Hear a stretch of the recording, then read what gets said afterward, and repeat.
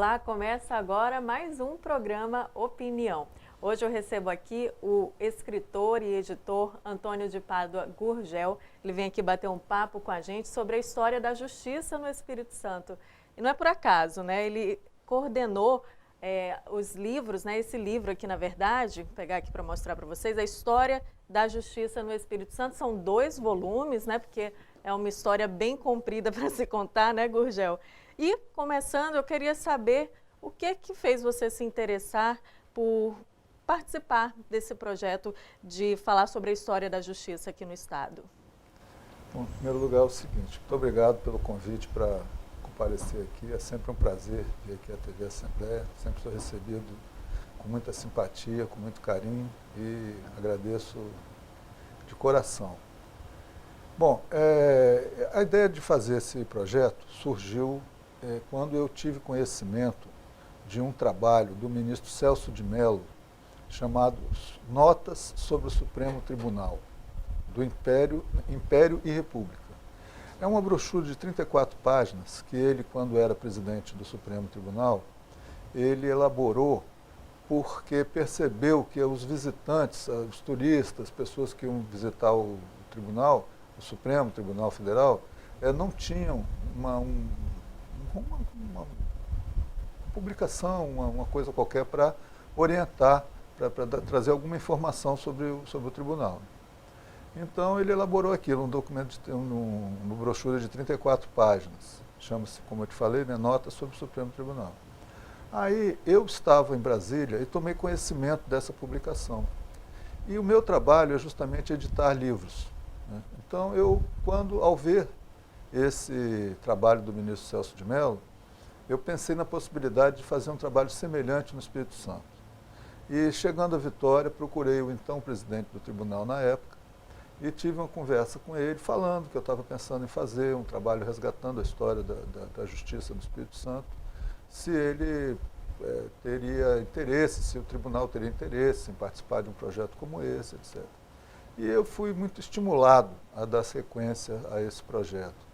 E a partir de então eu comecei a procurar pessoas que pudessem contribuir comigo nessa tarefa, né, nessa empreitada. E uma das primeiras pessoas que eu procurei foi justamente o professor Dr. Estilac Ferreira dos Santos, que é uma pessoa assim um historiador de altíssimo gabarito. Na verdade, ele é pós-doutor. Uma sumidade, né, na história do Espírito Ele Santo. é PhD, ele é pós-doutor. E então eu procurei o Estilac e falei com ele sobre o meu projeto, a minha ideia de fazer um livro sobre a justiça, se ele teria alguma contribuição a dar nesse trabalho. E ele ficou muito emocionado na hora, porque quando eu falei isso, ele falou assim: Gurgel, você não imagina o que você está me propondo. E relatou que tinha passado 2 anos da vida dele fazendo justamente o curso de pós-doutorado em Lisboa, na Torre do Tombo, pesquisando sobre justamente esse assunto. E ele falou que estava com medo de morrer e não usar as informações que ele tinha, o material que ele tinha pesquisado. Mas o material que ele conseguiu, só abrindo parêntese, é do início da justiça aqui no Estado. Exatamente. Então, ele me relatou porque é o seguinte, que na verdade, a história da justiça no Espírito Santo, ela começa em 1534, que naquele ano o rei Dom João III entregou a Vasco Fernandes Coutinho a carta de doação da capitania hereditária. Junto com a capitania, junto com o direito dele sobre as terras aqui da capitania do Espírito Santo, ele entregou uma carta de doação. E nessa carta de doação havia uma série de instruções a respeito de como que ele devia administrar a justiça. Quais os critérios para nomear os juízes, quais os tipos de crime que tinham que ser punidos com a morte. Enfim, a carta de doação da capitania é considerada a primeira organização judiciária do Espírito Santo. E então o Estilac me falou tudo isso, e falou que assim, nós podemos começar o nosso trabalho a partir daí, da carta de doação da capitania. E eu propus a ele até uma coisa mais ousada. Falei assim, não, Se a carta de doação é baseada no direito português, então que nós vamos começar nosso trabalho com os fundamentos do direito português. O que influenciou aquele tipo de doutrina jurídica que levou à edição da carta de doação. Então, o nosso livro, na verdade, ele começa com o direito romano e com o direito canônico, porque a soma dessas duas escolas é que definiu o tipo de justiça que era praticada em Portugal e, por extensão, nas colônias, entre as quais o Brasil, né? Então, a carta de doação, ela é resultado dessa coisa. Então, aí o Stilac, então, ele fez isso, ele começa o livro com heranças do direito português e evolui logo em seguida para essas pesquisas realizadas na Torre do Tombo. E é de ressaltar, né, uma coisa interessante, que ele conseguiu 29 processos da época da Inquisição no Espírito Santo, no Brasil e no Espírito Santo, né? Onde que ele conseguiu esses registros? Lá na Torre do Tombo. Na Torre do Tombo existe toda aqueles documentos antigos da época do descobrimento que foram levados para Portugal, porque o Brasil era colônia de Portugal, né? Então os documentos foram para lá e depois, já esse século, meados desse século, de século XX, né, é que o pessoal começou a estudar esses documentos, e uma dessas pessoas que estudou foi o Stilac. E aí, então, tem 29 processos assim, com acusação, testemunha, depoimento, até a sentença, entendeu? Processos completos. Mas era algo bem diferente do que a gente tem por justiça hoje, assim, sobre o que versavam esses processos, de modo geral? Essa pergunta é ótima. O primeiro processo que tem é de 1591. Era um processo por pedofilia contra um padre. Nossa, bem atual, né? Diga-se de passagem. Então, mesmo tendo como fundamento o direito canônico, né, da Igreja Católica, esse tipo de processo já integrava o sistema de justiça, as denúncias que eram feitas? Porque a Inquisição, ela era, sobretudo, um tipo de justiça praticada pela Igreja. A Inquisição era chamada o Santo Ofício. Foi através do Santo Ofício, do chamado Santo Ofício, que muita gente foi para a fogueira, acusada de bruxaria, etc. E tinha esses outros crimes, também de natureza chamada moral, que eram muito punidos na época, né? Havia uma atenção muito grande para essas coisas, assim, por exemplo, de poligamia, traição, adultério, no caso aí, né, estupros, ou então, no caso aí, como eu falei, pedofilia. Agora, havia também outros crimes que eram previstos dentro daquela ordenação jurídica, que era, por exemplo, moeda falsa, já tinha na época também. Interessante, né? E outras coisas semelhantes. Tinha muita coisa assim sobre heresia, né? Porque como a Igreja Católica era muito assim rígida, então, por exemplo, havia crimes como blasfêmia, né? A pessoa chegava, falava alguma coisa sobre o nome de Jesus ou da Virgem Maria, de uma maneira estranha, podia ser punido com um crime, era um crime nominado ali, aquele chamado blasfêmia. Agora, assim, por exemplo, nessa época aqui, a gente está falando ainda desse primeiro volume, né, que é do Tribunal da Inquisição ao Tribunal de Justiça, né? Aqui era previsto, por exemplo, o caso de pena de morte, né, nessa época? Olha, o crime que mais, quer dizer, o tipo de punição que mais havia era assim, degredo, havia açoites. Eu não me lembro de nenhuma punição com a morte, entendeu? Agora, porque também a Inquisição ela teve diferentes fases. Num determinado momento, havia crimes, por exemplo, de colocar na fogueira. Joana d'Arc, por exemplo, foi queimada na fogueira. Foi um processo da Inquisição. Mas entendeu? Aqui no Espírito Santo a gente Espírito não Santo, teve, eu não, me lembro, né? não tem, não. Nenhum caso desse. E o que você destacaria ainda de interessante, falando nesse primeiro momento do Tribunal da Inquisição, né, até se chegar ao Tribunal de Justiça? Bom, esse primeiro volume, então, ele abarca de 1534, como eu falei, até 1890, que é quando é criado o Tribunal de Justiça, né? E, então, nesse período, tem um outro assunto que é muito interessante, que é a história da ouvidoria. A ouvidoria era um órgão da justiça que durante muito tempo, durante cerca de 100 anos, foi a única instância de poder que havia no Espírito Santo. Não tinha legislativo nem judiciário, tinha a ouvidoria, que era um órgão da justiça e que, portanto, era a encarnação do Estado, era a representação do Estado. E a ouvidoria, ela teve uma importância até mesmo para a identidade, para preservar a identidade do Espírito Santo, porque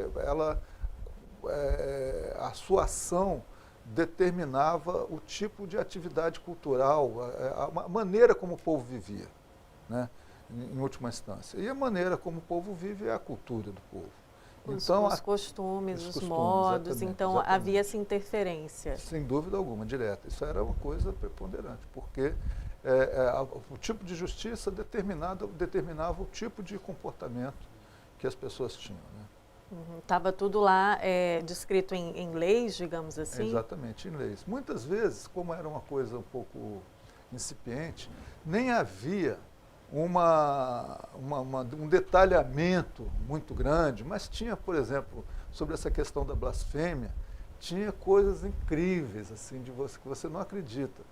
Como, por exemplo, falar o nome de Jesus e não sei o quê. Aí, uma outra pessoa que tinha visto o cara falando aquilo, ia denunciar o cara porque tinha blasfemado contra a figura de Jesus, entendeu?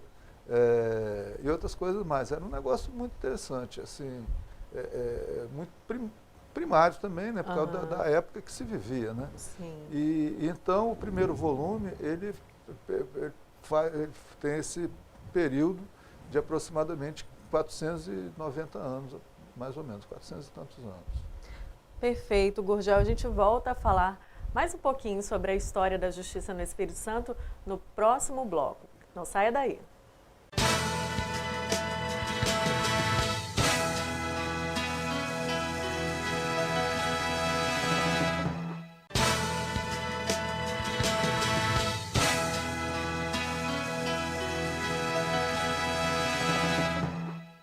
Olá, a Opinião está de volta. Na edição de hoje eu converso com o escritor e editor Antônio de Pádua Gurgel. A gente fala um pouquinho sobre a história da justiça no Espírito Santo, porque ele coordenou esse trabalho aqui, um livro justamente sobre esse tema, dividido em 2 volumes. No primeiro bloco a gente falou sobre esse primeiro volume, que trata do Tribunal da Inquisição ao Tribunal de Justiça, né? O início da justiça aqui no Estado, na época da colonização e tudo.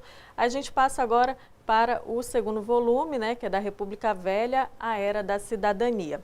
Nesse momento aqui já, Gurgel, o que a gente percebe de mudança, né, em relação ao sistema de justiça aqui no Espírito Santo?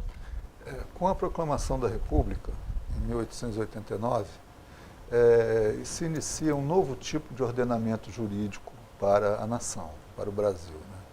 E dentro desse novo formato, desse novo regime, vamos dizer assim, que era a monarquia, passou a ser república. Havia uma estrutura mais definida sobre os diversos órgãos do Estado, os diversos poderes do Estado. A justiça é considerado o terceiro poder. Tem o executivo, o legislativo e o judiciário. E dentro dessa nova ordenação, dentro desse novo regime, o poder judiciário ele era dividido, era formado pelo Supremo Tribunal Federal e pelos tribunais de justiça, e um dos tribunais de justiça de cada estado, e um deles o Espírito Santo. Então, a Constituição de 1890, a primeira Constituição republicana, ela dava uma série de poderes à justiça que não havia antes no período da monarquia. Porque durante o período da monarquia, o poder moderador, chamado poder moderador, que era o próprio imperador, ele tinha uma discricionariedade maior em relação a todos os aspectos do funcionamento da justiça. Embora no caso específico de Pedro II, que ele era uma pessoa, um bonachão, uma pessoa que não tinha nada de ditador, mas teoricamente ele tinha esses poderes. Então, com a República há um novo ordenamento, né? E no nosso caso, uma coisa interessante é que logo após o início do período republicano, surge a questão de limites entre o Espírito Santo e Minas Gerais. E bem no começo do século. Esse é um dos temas de destaque nesse segundo volume, porque nessa questão de limites entre Minas Gerais e o Espírito Santo, Rui Barbosa, que na época ele era um grande advogado, como todos nós sabemos, ele foi também senador, foi candidato a presidente da República, foi ministro da Fazenda, mas enfim, como advogado, Rui Barbosa redigiu uma detalhada petição ao Supremo Tribunal em favor do Espírito Santo. É uma petição com mais de 100 páginas e é considerada uma verdadeira aula de direito, não apenas para estudantes, como também para advogados já formados. Então, devido à sua importância histórica, do ponto de vista importância histórica e também a sua importância como história do direito, dentro da história do direito propriamente dito, nós resolvemos reproduzir essa petição. É um dos pontos altos desse nosso segundo volume. Outro assunto que é tratado com destaque também, bom, e até devido, quer dizer, essa petição de Rui Barbosa, ela é reproduzida após um texto do escritor Adilson Vilaça, em que ele faz um apanhado desde o início da colonização até aquele momento de 1953, quando é assinado o primeiro acordo de limite entre o Espírito Santo e Minas Gerais, que na verdade só veio mesmo a se materializar em 1963. Foi o episódio da Guerra do Contestado, né? A Guerra do Contestado foi antes. Antes, né? Mas efetivamente só foi concluído esse conflito, foi dirimido o conflito em 63, em 1963, que houve o acordo, né? Então é um fato histórico, né? Que atravessou várias décadas, né? Muitas décadas. Então a história da justiça, a gente pode dizer que está muito atrelada à história do próprio Estado, né? Sem dúvida, exatamente.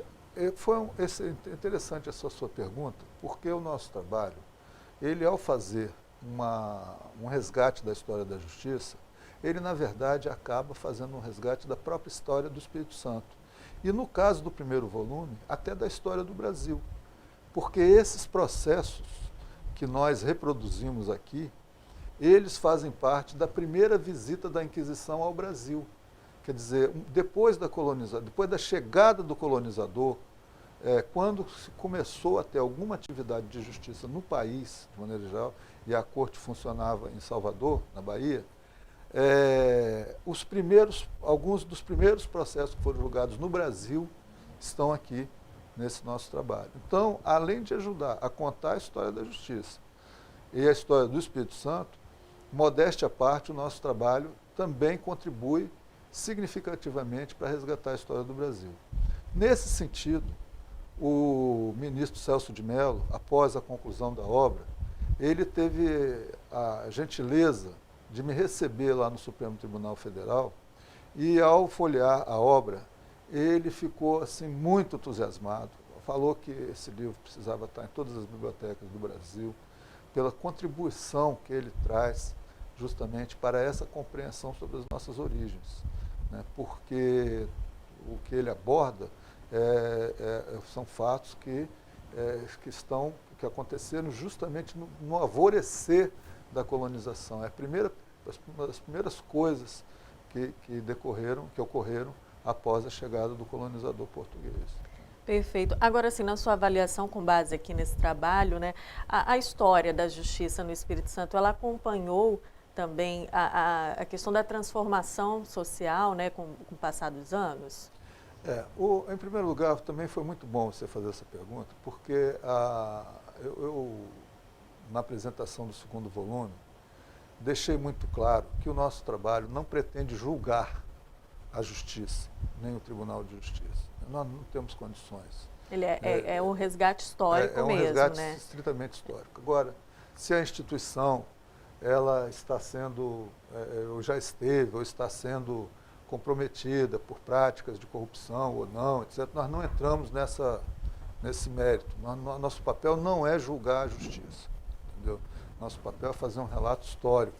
E, aliás, muitos dos fatos que muitas vezes são ventilados a esse respeito ainda não viraram história. São coisas que ainda estão acontecendo, então nós não entramos nesse tipo de assunto. O que nós verificamos, ao contrário, é que realmente, em alguns aspectos, a história a justiça no Espírito Santo, ela tem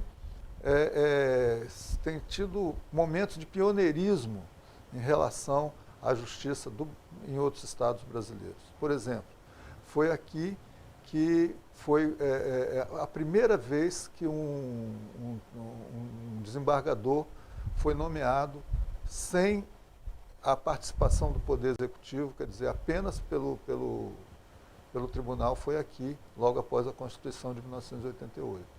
Foi aqui que foi instalado pela primeira vez o juizado de pequenas causas, chamado juizado especial. Foi aqui que foi criado o botão do pânico, recentemente. Então, a Justiça do Espírito Santo tem dado uma contribuição muito grande no que se refere à modernização da justiça brasileira. Então, vem acompanhando até uma demanda social, né? Você falou do botão do pânico, que a gente percebe que o Espírito Santo está aí sempre na liderança nos rankings de violência contra a mulher. Então, a Justiça vem também buscando soluções para atender essas necessidades, né, da sociedade. O grande divisor de águas foi a Constituição de 1988. Porque a Constituição de 1988, ela trouxe uma nova visão a respeito da justiça, porque até então a justiça era mais assim hermética, não era muito acessível ao cidadão comum. E a Constituição de 1988, que é chamada de Constituição Cidadã, ela justamente veio com um dos objetivos, foi justamente esse de abrir a justiça para o acesso ao cidadão comum. E então, nesse aspecto, as grandes transformações, por exemplo, o papel do Ministério Público, né, o novo papel do Ministério Público, e outras, né, inovações que a Constituição de 1988 trouxe, vieram permitir justamente um sentido mais social para a justiça, né, um alcance mais social. Perfeito. Agora, sim, esse livro, né, os 2 volumes, ele trata só do aspecto formal da justiça no Espírito Santo ou não? Ele também aborda outros aspectos como esse mesmo que você falou, esses que você falou de inovações, né, do sistema de justiça. Ele traz, por exemplo, nomes de juristas que se destacaram aqui no estado também ou não? Na verdade, tem alguns nomes que se destacaram e que estão realmente presentes aí. Chamaria atenção no que se refere especificamente também ao meu objeto, né, ao meu interesse, que é justamente o resgate da memória, chamar atenção para a figura do falecido desembargador Eteréu dos Queiroz do Vale, que foi ele quem fez um estudo a respeito justamente das origens da justiça no Espírito Santo, que ainda na década de 1950, quando os elementos para pesquisa eram muito mais limitados do que atualmente. E foi graças ao trabalho do desembargador Eteréu dos Queiroz do Vale que nós pudemos seguir uma espécie de um roteiro. Como ele mesmo, aliás, falou na obra, ele falou que o que ele estava fazendo com aquele trabalho era uma espécie de uma picada, estava abrindo uma picada no meio da mata, e que esperava que outros pesquisadores no futuro usassem aquela picada para construir uma estrada real, segundo a expressão dele. E modéstia à parte, com esse trabalho, também, principalmente do professor Estilac, mas de outras pessoas que participaram do projeto, modéstia à parte, com todo o respeito, com toda a veneração que o professor, que o desembargador Eterealdes nos merece, nós estamos justamente dando sequência a esse trabalho que ele desempenhou. Deve ser mencionado também o desembargador Sobreira, Sebastião Sobreira, que também fez um livro a respeito da história da justiça. E além dele, o desembargador Hélio Gualberto de Vasconcelos, que também tomou medidas que facilitaram a pesquisa a respeito desse assunto. Perfeito. Bom, infelizmente nosso tempo está chegando ao fim, mas eu agradeço imensamente, Antônio de Pádua Gurgel, sua vinda aqui ao Opinião. Obrigado. Muito obrigada também a você de casa que acompanhou o programa Opinião de hoje. Nós falamos um pouco sobre a história da justiça aqui no Espírito Santo. Muito obrigada pela companhia mais uma vez e continue acompanhando a programação da TV Alice, Canal Cidadão.